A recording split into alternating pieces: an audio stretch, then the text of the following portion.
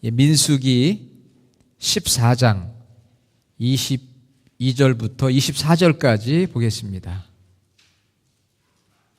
구약성경 218페이지 민수기 14장 22절로 24절까지 저희 같이 읽겠습니다. 내 영광과 애굽과 광야에서 행한 내 이적을 보고서도 이같이 10번이나 나를 시험하고 내 목소리를 청종하지 아니한 그 사람들은 내가 그들의 조상들에게 맹세한 땅을 결단코 보지 못할 것이요 또 나를 멸시하는 사람은 한 사람도 그것을 보지 못하리라.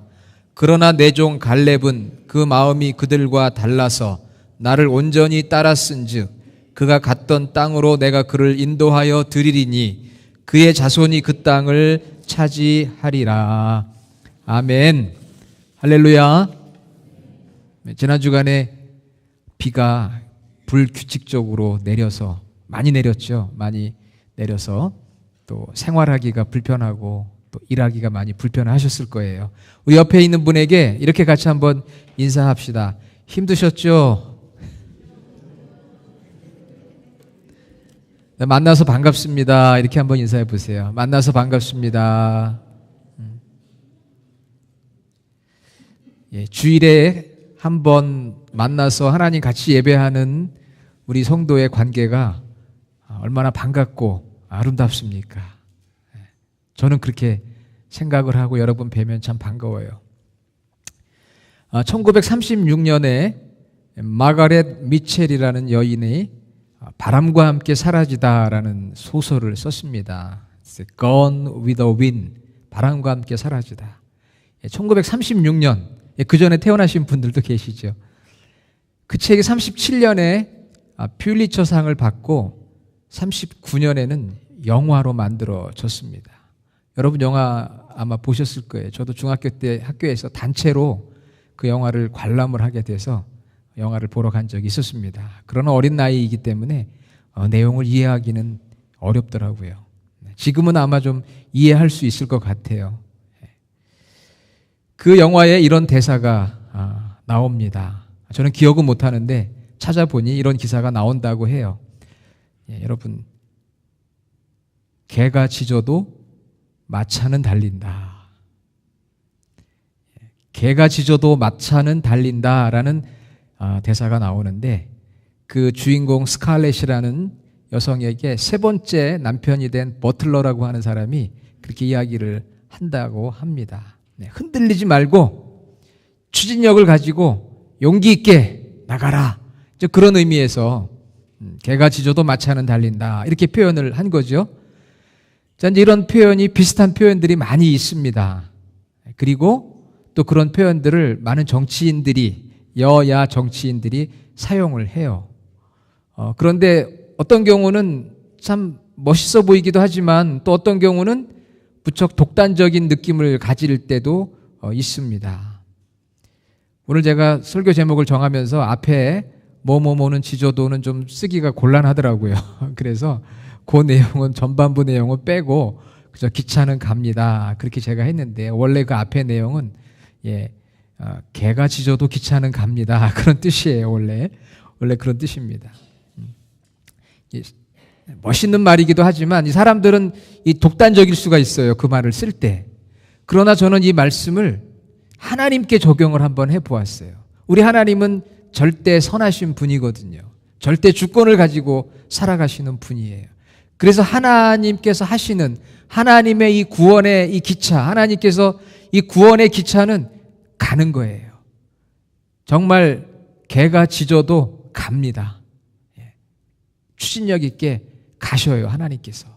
지난주가 민수기 읽으면서 이스라엘 백성들이 광야 생활을 하는 내용이 나오는데 민수기 10장 2절에 이제 시내산에서 출발을 해 요단강 동편 모압 평지에 올 때까지 민수기 36장 13절 모든 것이 끝나는 데까지 내용을 다루고 있는데요.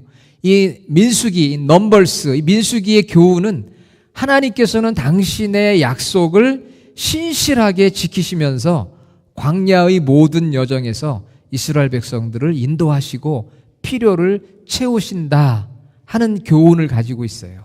하나님께서 당신의 약속을 신실하게 지키시면서 광야의 모든 여정에서 이스라엘 백성들 인도하시고 필요를 채우신다. 왜요? 하나님이 아브라함과 약속하셨잖아요. 4가지 약속하신 거 복습해 볼까요? 어떤 약속하셨죠? 첫째는 민족을 이룰 것이고 아브라함의 이름이 장대하게 될 것이고 또 땅의 모든 족속이 너로 인해서 복을 받는다. 그것은 나중에 예수 그리스도를 통해 구원의 은혜를 누린다는 의미라고 했고요. 마지막에는 무엇을 얻겠다? 땅, 랜드, 땅을 얻는다. 그래서 그 땅, 가나안 땅을 향해 나아가고 있는 것이죠. 하나님께서 아브라함에게 약속하셨던 이 4가지의 약속을 신실하게 이루시기 위해서 가시는 거예요. 무브하시는 거예요. 시내산에서 하나님께서 이스라엘 백성들과 언약을 맺어서 나는 너의 하나님이 되고 나는 너의 백성이다. 나는 너의 하나님이 되고 너희는 나의 백성이다. 십계명과 율법을 주셨죠. 그 약속을 이루시기 위해서 하나님은 가시는 거예요. 구원의 역사를 이루어 가십니다. 할렐루야. 하나님께서는 절대 주권을 가지시고 하나님의 역사를 이루어 가세요. 하나님의 구원의 기차는 move 가는 거예요. 저는 그래서 민수기를 읽으면서 하나님의 구원의 기차를 한번 생각해 봤어요. 힘차게 전진합니다. 때로는 스탑, 정차되어 있는 것 같기도 하고요. 어떤 때는 굉장히 더딘 것 같아요. 속력이. 또 어떤 때는 돌아가는 것 같기도 하고요. 어떤 때는 또 뒤로 우리 자동차 운전할 때 리버스 기어, 후진 기어를 넣어 뒤로 가듯이 뒤로 가는 것 같기도 해요. 그러나 보니까 앞으로 move on, 앞으로 가고 있다는 거죠. 아브라함에게서 시작해서 요셉의 때에는 애굽으로 430년 동안 멈춘 것 같았지만 다시 애굽을 떠나 홍해를 건너 시내산으로 그리고 광야 사막으로 계속 달려갑니다. 애굽을 탈출할 때 애굽의 바로가 끝까지 회방을 하며 따라옵니다. 지저대는 거죠. 죄송하지만 마치 우리 개는 굉장히 좋은데 표현이 좀 그래서 용서하시기를 바랍니다. 개도 어떤 때는 막 너무 지저대면 좀 싫을 때가 있긴 하더라고요. 바로가 그렇게 지저대지만 하나님의 기차는 멈추질 않고 달려가는 거예요. 광야 여정 가운데 하나님의 백성들이 불신앙 속에서 원망하고 불평합니다. 그 원망의 짖음이 굉장히 사나워요. 때로는 모세와 아론을 죽이기까지 하려고 합니다. 시끄러워요. 많은 영향력이 있고요. 그를 따랐던 많은 사람들이 멸망을 당합니다. 그러나 여전히 하나님은 당신의 약속을 신실하게 이루시며 구원의 기차는 계속 앞으로 나아가고 있는 것이죠. 오늘날은 여러분 어떻습니까? 하나님에 대해서 이런저런 원망과 불평 있습니다. 하나님의 사랑과 하나님의 공의, 하나님의 구원에 대해서 많은 비난들이 있습니다. 하나님의 교회에 대하여서도 안팎으로 불신과 원망과 불평과 비난과 배신이 쏟아지지만 그래도 기차는 가요. 한번 따라해 봅시다. 기차는 갑니다. 하나님은 가시는 거예요. 구원의 역사를 이루어 가시는 거예요. 하나님의 구원의 기차는 가는 거예요. 우리가 이것을 꼭 기억을 해야 합니다. 모세오경 창세기부터 신명기까지 원망이라고 하는 단어가 21번이 나옵니다. 지난주에 민수기 읽었는데요. 여기 가데스 바네아에서 12명 중에 10명의 정탐꾼들이 부정적인 보고를 해요. 그리고 원망하고 불평합니다. 민수기 13장, 14장의 내용이죠. 결정적인 원망. 자, 여러분 오늘 성경 우리가 본문 읽었는데요. 민수기 14장 한번 보세요.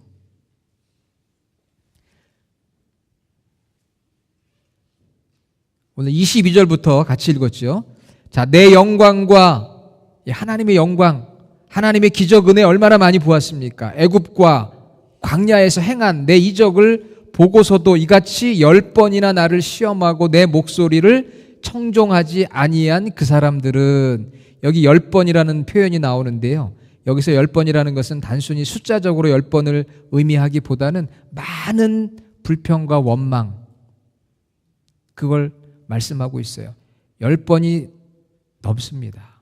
기록된 것만 해도 많아요. 10번이라는 10 times라고 하는 것은 너무나 많은 원망과 불평이 있었다는 거예요. 결정적으로 이 가데스 바네아에서 원망하고 불평함으로 인해서 불신앙이 악한 보고를 하고 많은 사람들이 하나님을 원망합니다. 그쪽에 이미 살고 있는 거민들은 너무 강해서 들어가지 못한다고 합니다.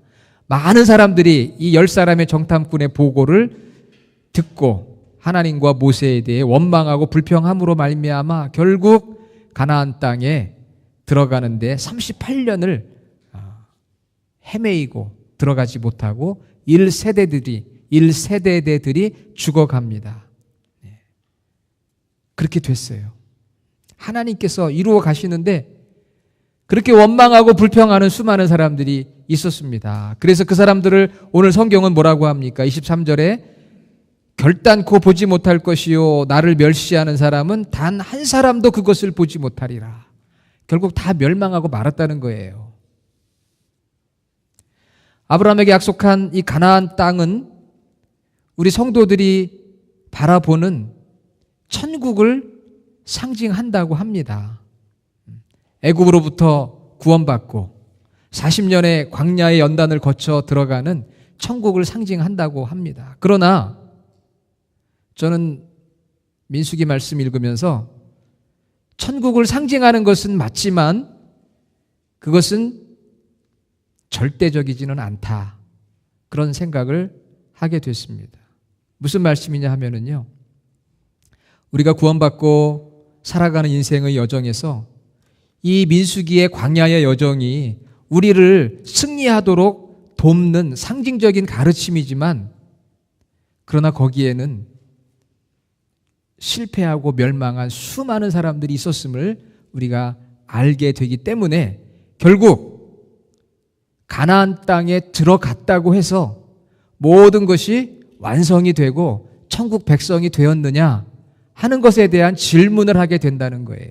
가나안이 천국을 상징하기 때문에 가나안 땅에 들어갔다면 정말 천국에 들어간 것이냐 하는 질문을 하게 됩니다. 왜냐하면은 마태, 마가, 이 창세기부터 신명기까지는 5권이거든요. 성경 66권 중에 5권이에요. 66분의 5예요. 66분의 5의 내용을 가지고 우리가 완전하게 다 이해할 수는 없습니다. 요한계시록까지 다 보고 이 민수기를 생각을 해봐야 돼요. 왜냐하면은요, 여러분 가나안에 들어간 이스라엘 백성들이 그 다음부터 하나님 앞에 순종하고 평안하게 살았습니까? 그렇지 않아요. 그 이후에도 여전히 계속해서 하나님을 불신하고 땅을 분배받기 위해 싸우는 과정에서 아간과 같이 하나님을 속이고 공동체를 속이는 인물들이 등장을 합니다. 땅을 분배받은 다음에 살아가는 과정 속에서 사사기를 읽어보면 끊임없이 불신하고 배신하는 모습을 보여주고 있어요. 그러면 한번 생각해 볼 때 아니 천국에 들어갔는데 왜 거기에 끊임없는 불신과 배신이 있는 것입니까? 그리고 이스라엘 나라가 완성된 이후에도 하나님이 사울을 택했지만 그는 결국 하나님을 불신하고 불순종했어요. 만일 그곳이 천국이라면, 천국을 상징하는 것이라면 모세는 왜 못 들어갔을까요? 모세는 구원받지 못한 것입니까? 그 형 아론과 누나 미리암도 역시 가나안에 들어가지 못했습니다. 민수기 20장 1절에 그리고 20장 28절에 신명기 34장 7절에 보면 그의 누나 미리암과 그의 형 아론과 모세가 죽은 이야기가 나와 있어요. 그러면 그들은 천국에 못 들어갔을까요? 만일 가나안을 천국으로 동일시한다면 이해가 되지 않는 그러한 말씀들이에요. 저는 그래서 말씀을 보면서 가나안은 하나님의 나라를 이루어 가는데 목적지가 아닙니다. 약속이 이루어져 가는 과정의 한 장소일 뿐이에요. 모세는 거기까지 그 역할을 감당하고 그 땅은 나중에 이스라엘 왕국으로 발전했지만 들어간 사람들은 여전히 불신과 불순종으로 그 땅을 뺏겼습니다. 그래서 결국 이 가나안이라는 것은 우리에게 천국을 상징하는 것은 맞지만 절대적인 천국을 의미하는 것은 아닙니다. 천국을 바라보는 그림자요, 임시적인 것이에요. 결국 아브라함의 땅의 약속은 예수 그리스도를 통해서 하나님의 나라, 즉 예수님을 믿고 하나님의 통치에 순종하는 그런 하나님의 나라로 발전해 나가고 앞으로 이루어질 주님 오실 때 새 하늘과 새 땅으로 완성이 되는 것이지 가나안으로 모든 것이 끝나는 것이 아님을 우리가 알아야 됩니다. 지금도 가고 있는 거예요. 가나안에서 하나님의 구원의 기차가 끝나버린 게 아니에요. 지금도 가고 있다는 것은 우리에게 많은 의미를 주고 있습니다. 그것은 무엇일까요? 성경과 역사와 경험이 증명하는데요, 이 하나님의 구원의 기차를 중심으로 세 종류의 사람들이 있어요. 자, 저와 여러분들은 어떤 종류의 사람들이 되어야 할까 한번 생각해 보시기 바랍니다. 첫 번째 사람들은요, 하나님의 구원의 기차가 와서 스테이션, 정거장에 정차하고 기차에 오르기를 외쳐도 무관심하게 기차를 떠나보내는 수많은 사람들, 아마 제일 많은 사람들일 거예요. 그리고 하나님의 구원의 기차를 보면서 비난하고 가로막는 사람들, 그런 종류의 사람들입니다. 아마 여기에는 그런 분들은 아무도 없을 거예요. 그래서 여러분들이 오늘 이 자리에 온 거 아닙니까? 자, 두 번째와 세 번째가 중요해요. 오늘 우리가 읽었던 민수기 본문에 그 두 번째와 세 번째 사람들이 나오고 있거든요. 두 번째 사람들은 어떤 사람입니까? 하나님의 구원의 기차에 올랐던 사람들입니다. 그런데 그들은 낭떠러지로 떨어져 가는 사람들이에요. 출애굽과 홍해의 구원을 경험하고 광야에서 하나님의 이적을 경험했지만 여전히 불신하고 배반하는 사람들, 수많은 사람들을 범죄하여 낭떠러지로 떨어져가는 경건의 모양만 있는 그러한 사람들이었다는 것입니다. 그것이 바로 오늘 우리가 읽었던 본문 22절에 나오는 거 아닙니까? 내 이적을 보고도 10번이나 나를 시험하고 불순종하였는데 그들은 결단코 들어가지 못한다. 나를 멸시하는 사람은 한 사람도 그것을 보지 못한다. 그랬어요.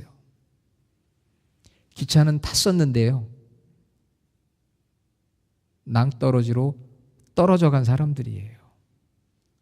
이런 사람들은 교회 안에 있을까요? 없을까요? 예? 있을까요? 없을까요? 저는 없기를 간절히 주님의 이름으로 소원하고 축원합니다. 예. 기차에 올랐는데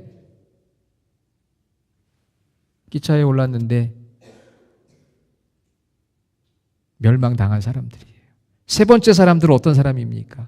하나님의 구원의 기차를 타고 끝까지 가는 사람들이에요.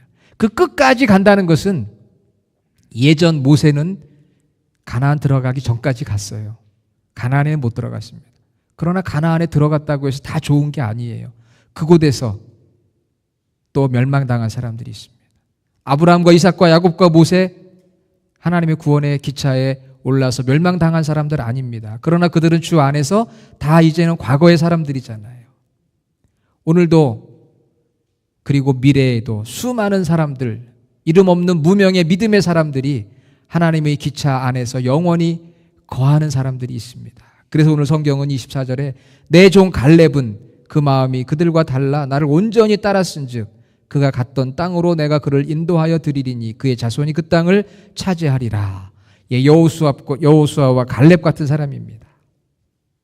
그리고 정말 하나님을 마음으로 신뢰하고 사랑했던 그 사람들은 기차가 움직이면서 기차와 함께 살아갔던 사람들이에요.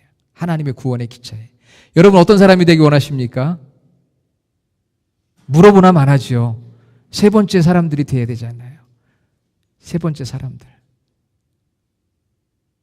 가나안에 누가 들어갔습니까? 여호수아와 갈렙과 그리고 세컨 제너레이션 그리고 레위 지파. 그런데요, 그들이 가나안에 들어가서 사사기에 보면 또 버림받는 사람들이 있어요. 그러니까 이야기는 무엇입니까? 신앙에는 완성이라는 게 없어요.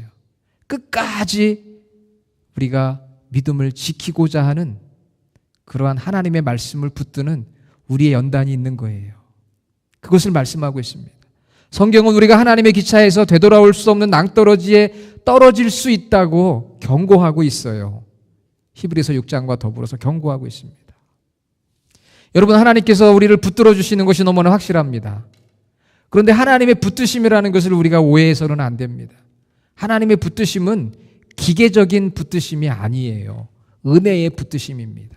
기계적인 붙드심이란 무엇입니까? 하나님께서 아담과 하와에게 선악과를 먹지 말라고 하시고 선악과 주변에 펜스를 설치해서 절대 접근할 수 없도록 막아놓으셨다면 접근을 할 수가 없었겠죠. 그것은 기계적 붙드심이에요. 하나님께서는 때로 그런 기계적인 붙드심도 허락하시지만 하나님께서 우리 가운데 일반적으로 베푸시는 붙드심이라는 것은 바로 은혜의 붙드심입니다. 은혜의 붙드심이라는 것은 무엇입니까?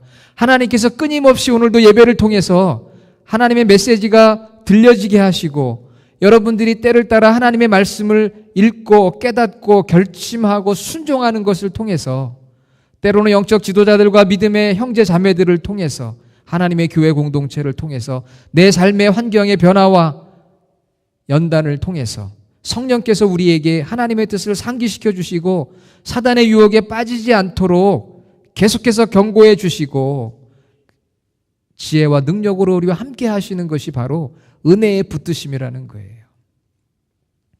그런 은혜의 붙드심을 우리가 알고 끝까지 우리는 그 하나님 앞에 응답하는 사람들이 되어야 할 줄로 믿습니다. 사랑하는 여러분, 한 사람도 낙오돼서는 안 된다는 거예요. 한 사람도 낙오돼서는 안 된다는 거예요. 그냥 내가 교회에 나오니까 경건의 모양이 있으니까 이것으로 됐지, 그렇지 않다는 것입니다. 만일 그렇다면 하나님께서 이렇게 많은 구약과 신약의 성경 말씀 우리에게 주시지도 않았어요. 그냥 믿으면 that's all. 그게 다라면 뭐하러 이렇게 많은 성경 말씀을 주셨겠어요. 우리 믿음의 여정이 그만큼 힘들고 사단의 유혹이 많고 어렵기 때문에 하나님께서 그 믿음에서 벗어나지 않도록 은혜의 붙드심으로 이 하나님의 말씀을 주시고 계신 것입니다. 자, 우리 PPT 한번 볼까요? 그 다음 설교 본문. 사도 바울이 고린도전서 10장 1절로 12절을 통해서 우리에게 경고해 주시는 말씀이 있어요. 바로 오늘 우리 그 민수기 광야의 그 길에 대한 내용인데 잘 보이세요? 자, 우리 조금 길지만 한번 같이 한번 읽어보도록 하겠습니다. 형제들아, 나는 너희가 알지 못하기를 원하지 아니하노니 우리 조상들이 다 구름 아래에 있고 바다 가운데로 지나며 모세에게 속하여 다 구름과 바다에서 세례를 받고 다 같은 신령한 음식을 먹으며 다 같은 신령한 음료를 마셨으니 이는 그들을 따르는 신령한 반석으로부터 마셨음에 그 반석은 곧 그리스도시라. 그러나 그들의 다수를 하나님이 기뻐하지 아니하셨으므로 그들이 광야에서 멸망을 받았느니라. 이러한 일은 우리의 본보기가 되어 우리로 하여금 그들이 악을 즐겨한 것 같이 즐겨하는 자가 되지 않게 하려 함이니 그들 가운데 어떤 사람들과 같이 너희는 우상 숭배하는 자가 되지 말라. 기록된 바 백성이 앉아서 먹고 마시며 일어나서 뛰논다 함과 같으니라. 그들 중에 어떤 사람들이 음행하다가 하루에 2만 3천 명이 죽었나니 우리는 그들과 같이 음행하지 말자. 그들 가운데 어떤 사람들이 주를 시험하다가 뱀에게 멸망하였나니 우리는 그들과 같이 시험하지 말자. 그들 가운데서 어떤 사람들이 원망하다가 멸망시키는 자에게 멸망하였나니 너희는 그들과 같이 원망하지 말라. 그들에게 일어난 이런 일은 본보기가 되고 또한 말세를 만난 우리를 깨우치기 위하여 기록되었느니라. 그런즉 선줄로 생각하는 자는 넘어질까 조심하라. 사람이 감당할 시험 밖에는 너희가 당한 것이 없나니 오직 하나님은 미쁘사 너희가 감당하지 못할 시험 당함을 허락하지 아니하시고 시험 당할 즈음에 또한 피할 길을 내사 너희로 능히 감당하게 하시느니라. 아멘. 무슨 말씀이에요? 애굽에서 탈출했다고, 홍해를 건넜다고, 광야에 들어와서 시내산에서 율법을 받았다고 끝이 아니라는 거예요. 그러다 어떻게 해서 가나안에 들어갔다고 끝이 아니라는 거예요. 계속 하나님의 구원의 기차는 가는데 오늘 여기 하나님께서 말씀하시는 것은 무엇입니까? 그런 것들을 경험했다 할지라도 불신과 불순종의 삶을 살아가는 사람들이 있다는 것을 말씀하고 있는 거예요. 그게 오늘 우리의 현실 아닙니까? 우리 마음이 아닙니까? 그래서 오늘 민수기 우리가 읽었던 본문 말씀에 보면은 여러분 14장 24절을 한번 보세요. 거기에 보면 이런 말씀이 나오잖아요.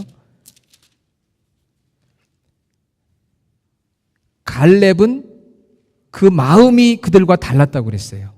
마음이 달라야 돼요, 여러분. 중요한 것은 24절에 보시니까 마음이 달라야 돼 그래요. different spirit이라고 그랬어요. 다른 영을 가진 거예요, 갈렙은. 바로 말하면 오늘 성령님이 우리 안에 계셔서 우리를 주관해 주시는 삶이었다는 거예요. 다른 영이 있어야, 달라야 된다는 거예요. 그냥 경건의 모양만 크리스천이고 교인이라고 해서 구원받는 게 아니라는 말씀을 주시는 거예요. 그 마음이 정말 예수님을 믿고 성령의 기름 부으심이 있어서 성령의 인도하심을 받는 사람이냐 하는 것이죠. 그게 두렵고 떨리는 일입니다. 다른 영을 가진 자가 되어야 하는 거예요.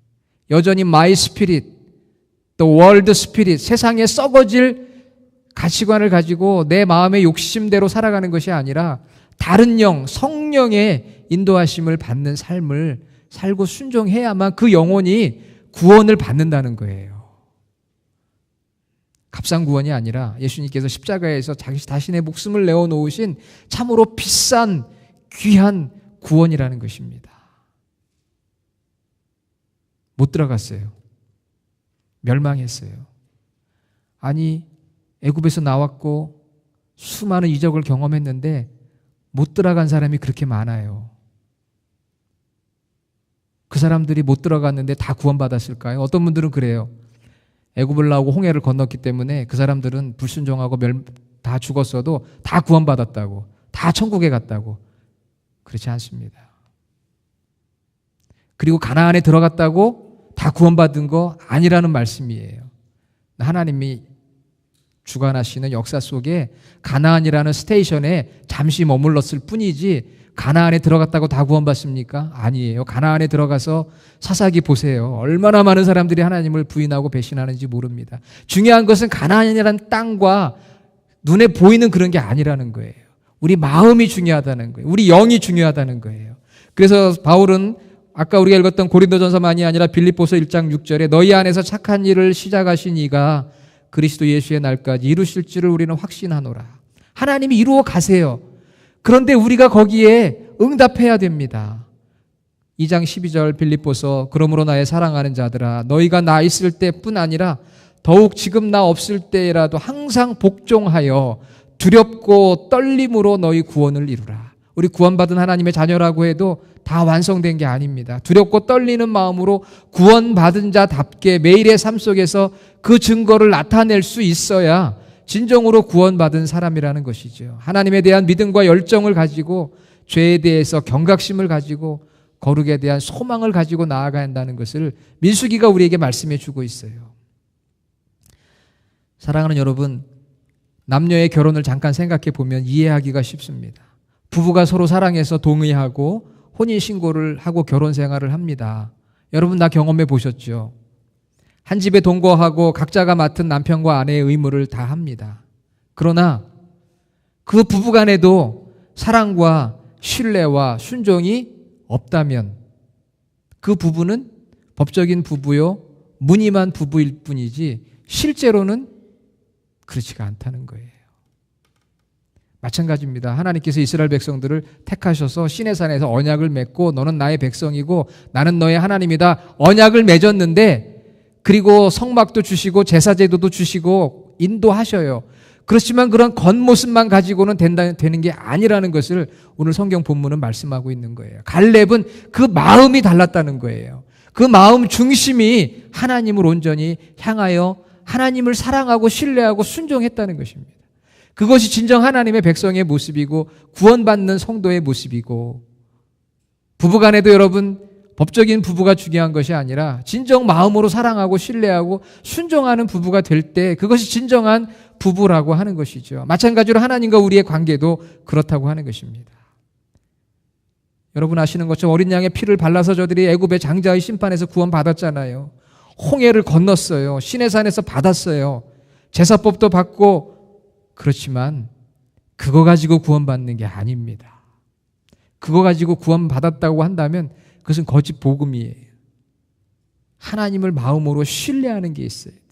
다른 마음이어야 된다는 거예요. 세상 사람들과는 다른 마음, 성령이 우리를 주장하시는 different spirit이 있어야 된다는 거예요.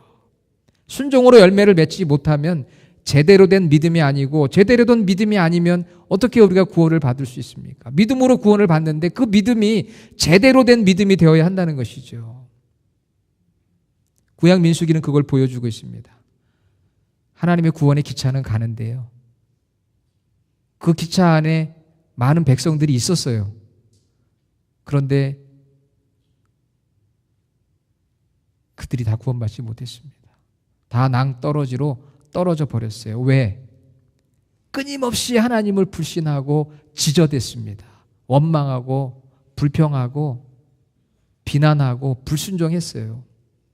결국은 성경이 말하는 것처럼 다 멸망당할 수밖에 없었습니다. 그러면 저와 여러분은 어떻게 해야 됩니까? 하나님의 구원의 기차에 올라서, 하나님의 기차가 지금 가고 있는데, 마지막 때를 향해 가고 있는데, 바로 하나님의 이 기차 안에서 우리에게 주어진 믿음과 순종을 가지고 내게 맡겨진 일에 충성하는 거죠. 정신을 우리가 바짝 차려야 합니다. 그렇게 다 같이 고생하면서 애굽을 떠나고 홍해를 건너 광야에 왔는데 거기서 다 죽어가는 1세대들의 모습이 얼마나 안타깝고 불쌍한지 모르겠어요. 그렇다고 해서 늦게 태어나가지고 정말 가나안에 들어갔다고 다 끝났던 건가요? 완성된 것인가요? 그렇지도 않았습니다. 우리는 그걸 정확하게 볼 수가 있어요. 우리가 가는 믿음의 여정에서 하나님께서 우리를 끊임없이 은혜로 우리를 붙들어 주세요. 우리를 붙들어 주세요. 그것을 우리가 기억하면서 두렵고 떨리는 마음으로 구원받은 자답게 주의 말씀에 순종하며 살아갈 수 있는 저와 여러분의 삶이 되기를 주님의 이름으로 축원합니다.